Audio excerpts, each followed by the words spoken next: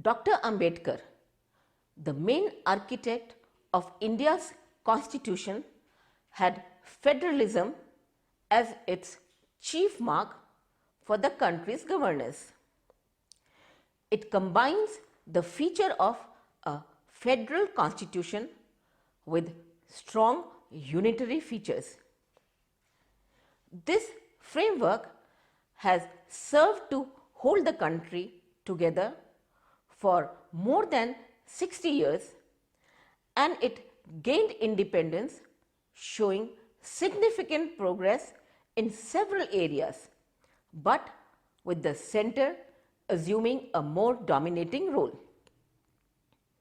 According to Rangarajan, the paramount objective of fiscal federalism is expected to enable the union and the state governments to operate in such a way that leads to efficiency in the use of resources, not only in terms of the quality of services provided by the various levels of government, but also in terms of creating the environment in which all economic agents use resources efficiently.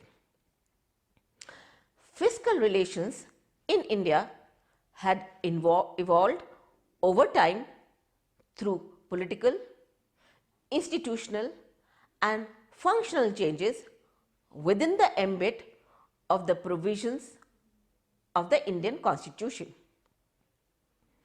After independence, there was a single and same party rule at the center and in almost all states for many decades. India is moving towards a new era of coalition government at the center, predominance of regional parties at the state level, and states demanding their fiscal autonomy. Many challenges, therefore, lie ahead for fiscal federalism in the country to coordinate economic and political rationale. The traditional subjects of concern of fiscal federalism, such as the assignment of taxes and responsibilities, correction of vertical and horizontal imbalances, as well as the devolution of taxes and duties, continue to remain important in Indian fiscal federalism. In this module, the section 3 will explain the structure and evolution of fiscal federalism in India. The section 4 constitutionally demarcates the functions and responsibilities between the three levels of the government and prevalent center-state fiscal institutions. After studying this module, you shall be able to understand structure of fiscal federalism, know evolution of fiscal federalism in India, learn the division of functions between the center and the state, and know the prevalent center-state fiscal institutions.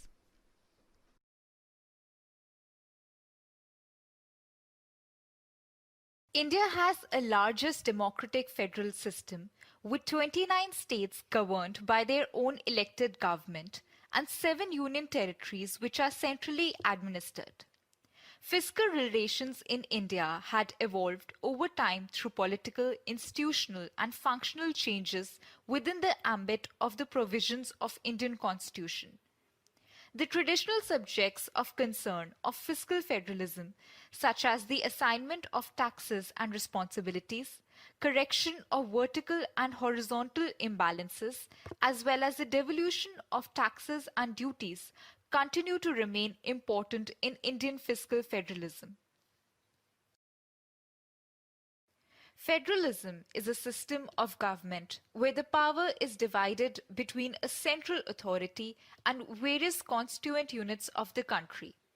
In a federal system, there are three levels of government governing the same citizens, but each level has its own jurisdiction, legislative, and judiciary.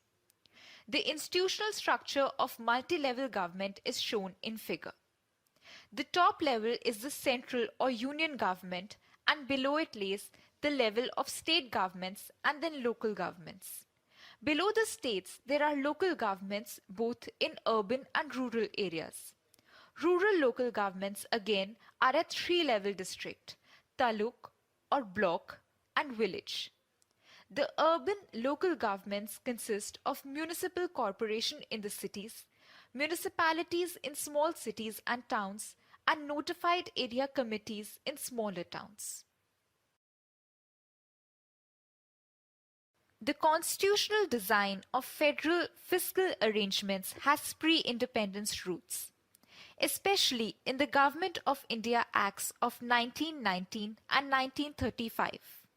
The post-constitutional arrangements have run a course of more than 60 years and constitute a dynamic and pulsating experimentation with fiscal federalism.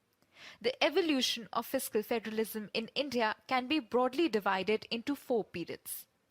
High degree of centralization up to 1868, beginning of decentralization between 1871 to 1919, decentralization of finance from 1919 to 1935, decentralization to federal finance from 1935 to 1947. In 1858, the British took over the East India Company.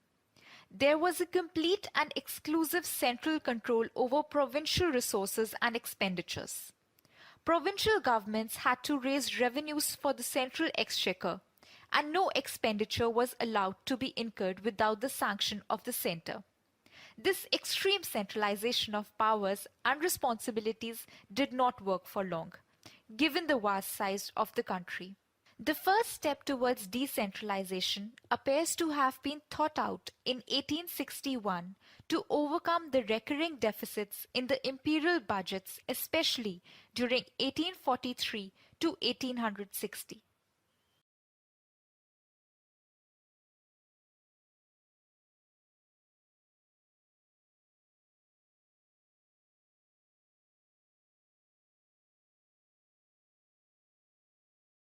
In 1871, Lord Mayo introduced a change in the financial system.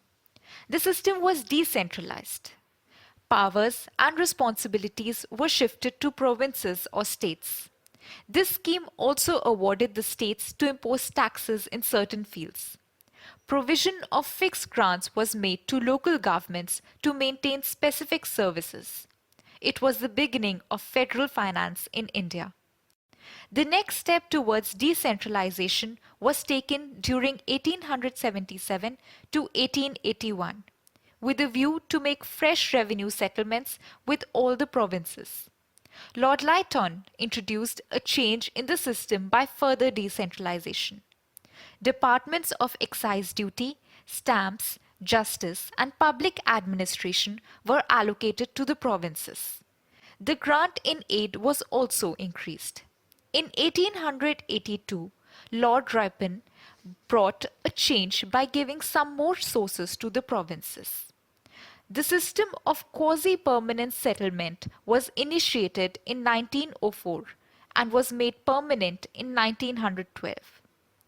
The course starting with Mayo's reforms in 1870, followed by Strachey's scheme in 1877, the Ripon barring scheme of 1882, the quasi-permanent settlement of 1904, and Minto-Morley reforms of 1909 to 10 was merely transfers of power and functions mainly for administrative expediency.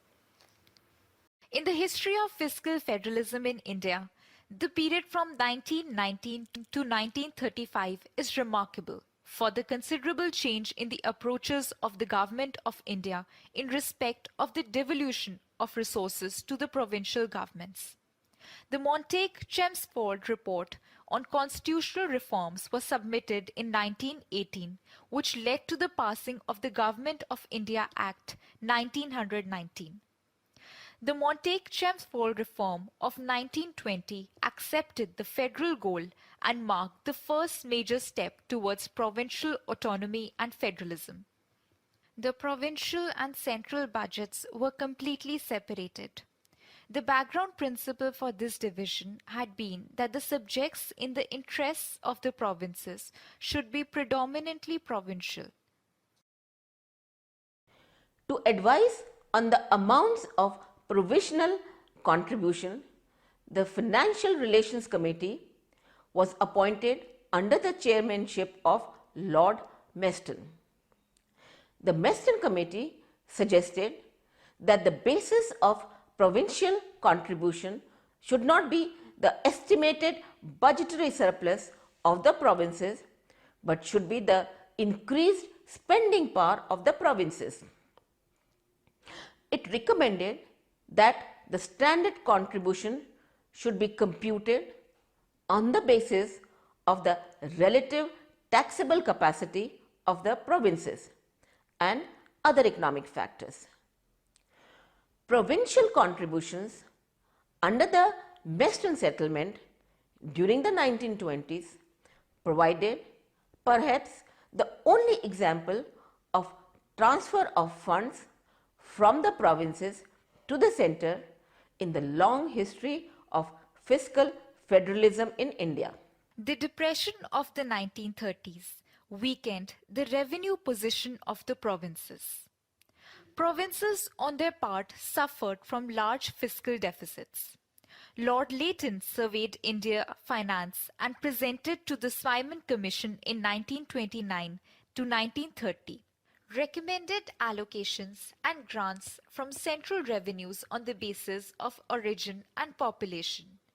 However, center-state relations were never clearly worked out, and the Indian states more or less remained outside the financial system of the rest of the country.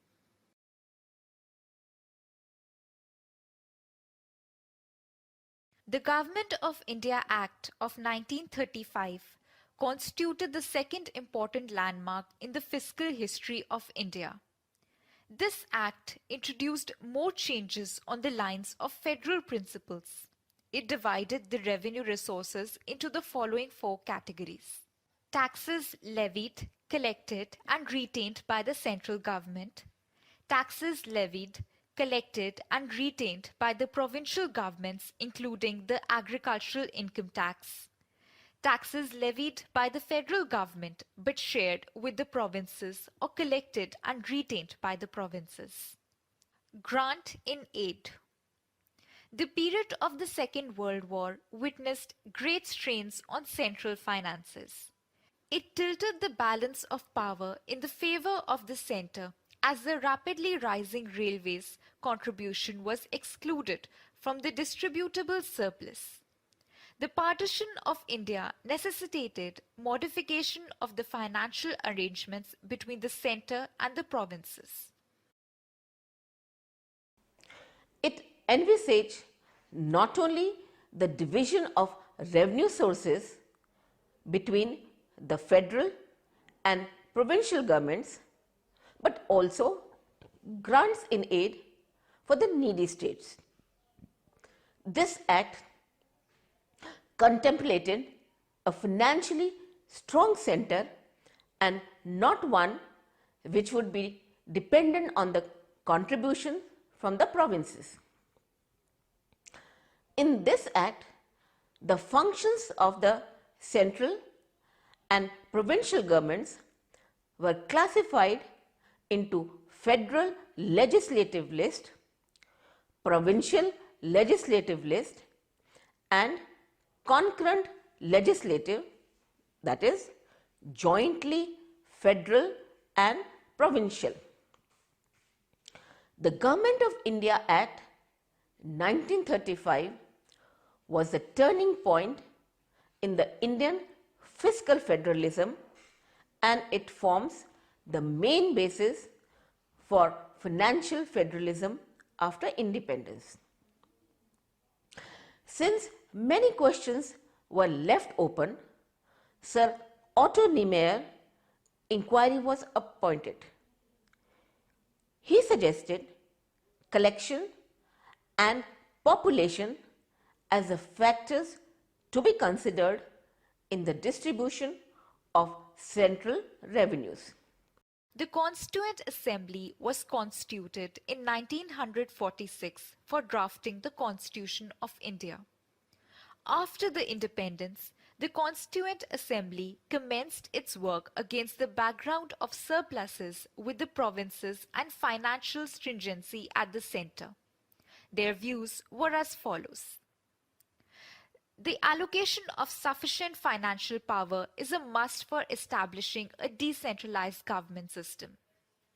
The central government is the appropriate authority to levy a tax where the uniformity of rates is an important consideration. And the equation of financial relations between the center and the states keeps on changing according to the needs of time. The Constitution of India came into force in 1950 with the objective of establishing a sovereign democratic republic, is federal in form, providing as it does for multi-level governance. C.D. Deshmukh was appointed to formulate principles for devolution of taxes, which came in operation in 1950. Therefore, there must be considerable built-in flexibility and dynamism in the institutional arrangements between the centre and the states. Regarding the Government of India Act 1935, which was studied in depth, the Constituent Assembly favoured its retention and resisted from having any violent departure from the status quo. The first Finance Commission was appointed in 1951 by the order of the President under Article 280 of the Constitution for recommending the principles governing the sharing of divisible taxes and grants and aid. The centralization power inherent in the constitutional assignments was accentuated by the adoption of a planned development strategy. In 1950, centralized planning strategy required the Planning Commission to allocate resources according to the envisaged priorities. The most important centralization process was done when the major commercial banks were nationalized in 1969, and along with nationalization of financial institutions, the central government virtually acquired complete control over the financial system. With the initiation of the new economic policy in the 90s, the centre's role underwent a radical change. By amendment carried out in 1992 with 72nd and 73rd Amendment of the Constitution, local governments in villages and towns, the panchayats and municipalities have also been accorded constitutional status. The central and state governments giving power to the local government is the rationale for decentralization. The transition to a market-oriented liberalization and more open economic environment had necessitated decentralization. On the political front, factors such as the end to a single party rule, the emergence of coalition parties in power at the center, and increasing the importance of regional parties in the political affairs of the country have provided a favorable environment for the decentralized governance.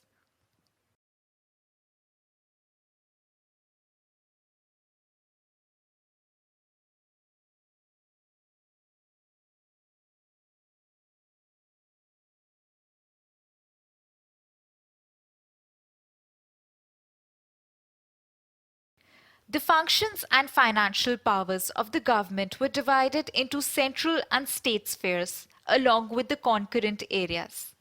They are as follows. Union list.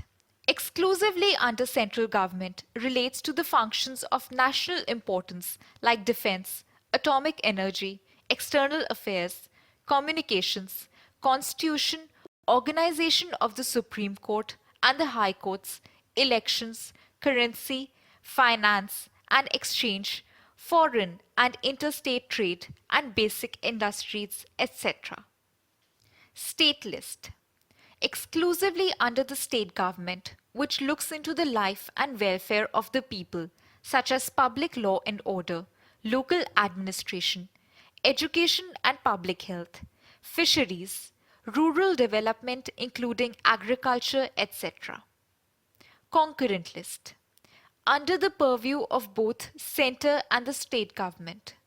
It includes forests, economic planning, population and family planning, commercial monopolies, labor disputes, educational and social legislation, etc. The statutory recognition to rural and urban local governments was introduced in 1992 with the 73rd and 74th constitutional amendments.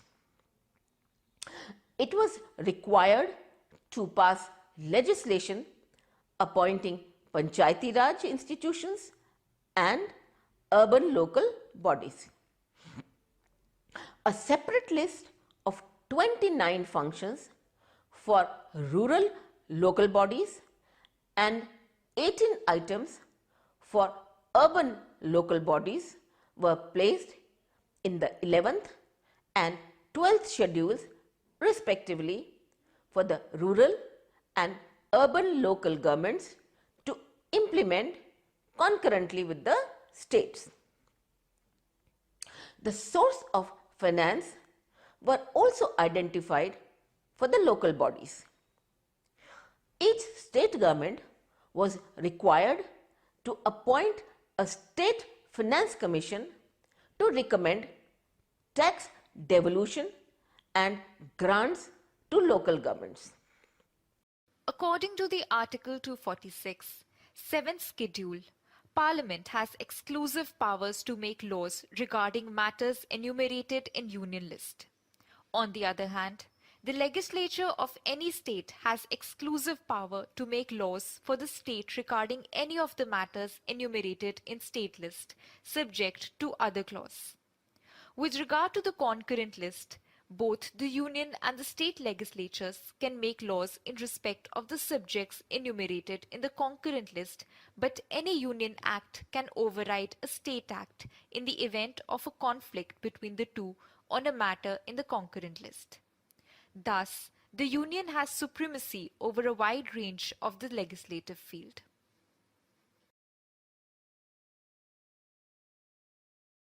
Article 267 to 281 of Part 12 of the Indian Constitution deal with the center-state fiscal or financial relations and constitute the heart of the debate on fiscal federalism in India.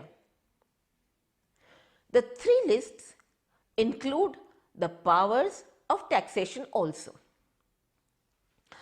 The Union list includes, among others, taxes on income other than agriculture income, excise duties, except on alcoholic liquors and narcotics not contained in medical or toilet preparations, custom duties, corporation tax estate and succession duties other than on agriculture land, taxes on the capital value of an asset, rates on stamp duties on transactions in stock exchanges and future markets, taxes on sale and purchase of newspaper and on advertisement, taxes on railway freights and fares, terminal taxes on goods or passengers carried by railways, sea or air, and taxes on the sale or purchase of goods in the course of interstate trade.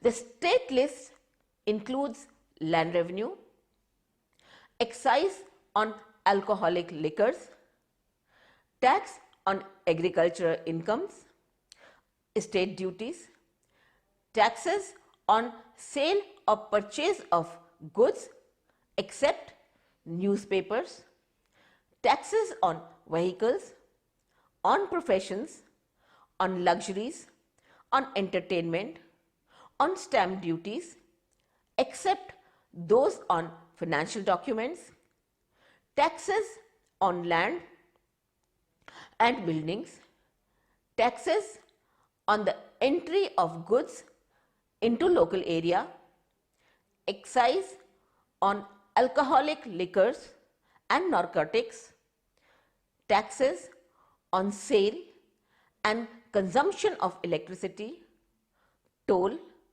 capitation taxes, taxes on advertisements other than those contained in newspaper taxes, on mineral rights subject to any limitations imposed by the Parliament, by law, etc. The concurrent list does not include any important taxes.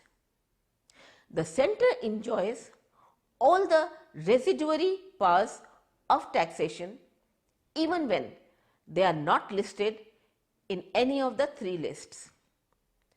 There is no overlapping of the taxation powers of the centre and the states, though there may be some overlapping of state and local taxation, but with an overlapping of geographical areas.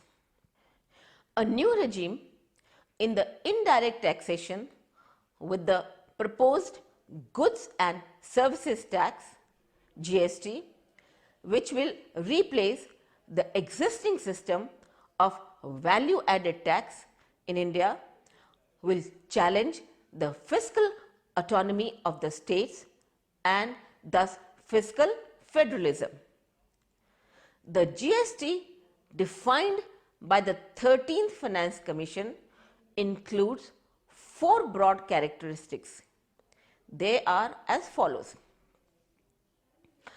subsumation of all indirect taxes, cesses, surcharges levied by the centre and the states into the GST.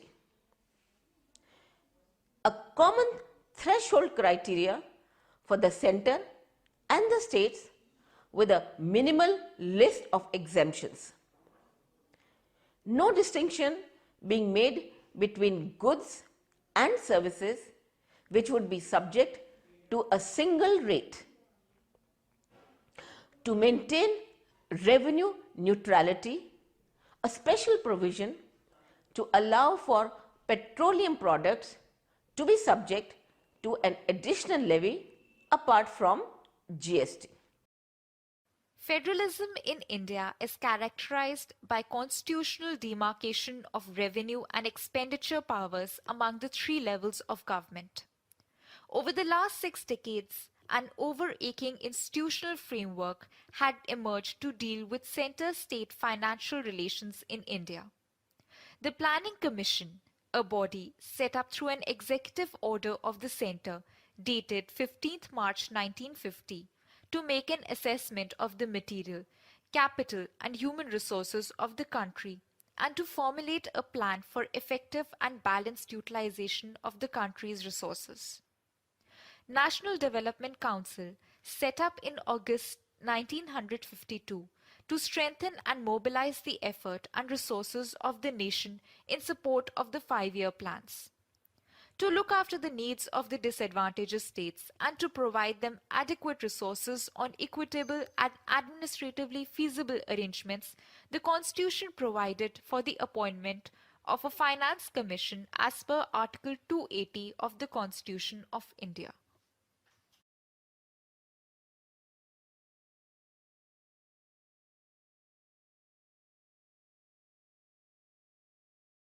The constitutional provisions can be divided into three major categories. The first category gives a clear division of taxation between the center and the states. Article 267 to 281 of Part 12 of the Indian Constitution deal with the center-state fiscal relations and constitute the heart of the debate on fiscal federalism in India. The three lists include the powers of taxation also. The Union has 13 heads having entries 82 to 92b. Includes, among others, taxes on income other than agricultural income, excise duties, customs and corporation tax. The states have 19 heads having entries 45 to 63.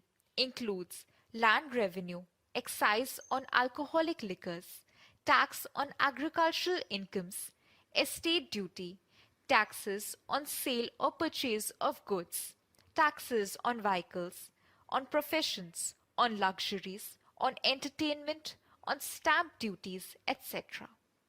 The concurrent list does not include any important tax as the residual powers of taxation vest in the Union.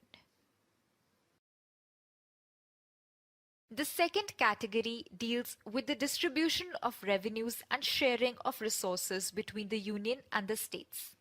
Historically, the tax devolution was done in the manner described below. First, levied by the Union but collected by and assigned to the states in which collected. The proceeds shall form part of the Consolidated Funds of India, Article 268. Such as stamp duties and duties of excise on medicinal and toilet preparations as are mentioned in the Union list would be levied by the Government of India but collected, firstly, in the case where such duties are leviable within any Union territory by the centre and in other cases by the states within which such duties are respectively leviable. Levied and collected by the Union under Article 269(1), but assigned to the states in which levied under Article 269(2). The centre chose to levy only three taxes: tax on railway passenger fares, estate duties, and taxes on interstate sale, purchase of goods and their consignments under this article. Levied and collected by the Union but shared with the states. Income tax was the only tax under Article 270 which was mandatory shareable. Levied and collected by the Union but shared with the states. The sharing of Union excise duties were permissible shareable under Article 272 if Parliament by law so provides.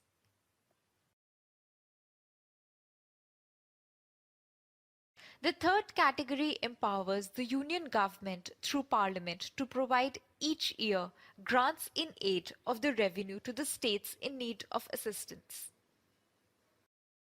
Thus, having provided for a certain division of powers of taxation between the Union and the states, the Constitution gives the states a share in the resources available to the centre.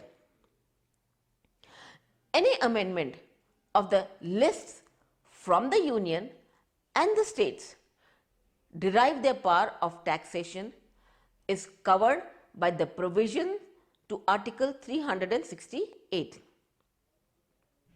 On the other hand, if any provision of the Part 12 are to be amended, this can be done under Article 368(2), which requires the approval of only half of the members of each house of the Parliament.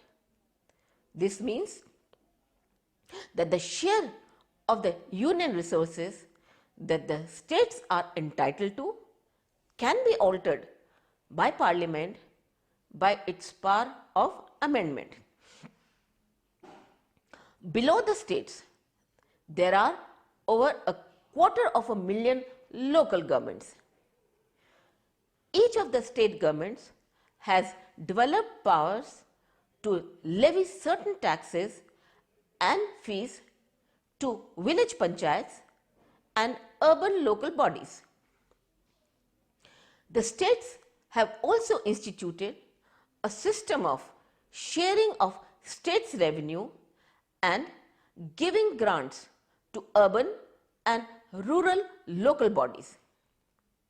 In addition, a number of central sector and centrally sponsored schemes are implemented by the local governments, and the funds earmarked for the purpose are passed on to them from the state governments for implementation.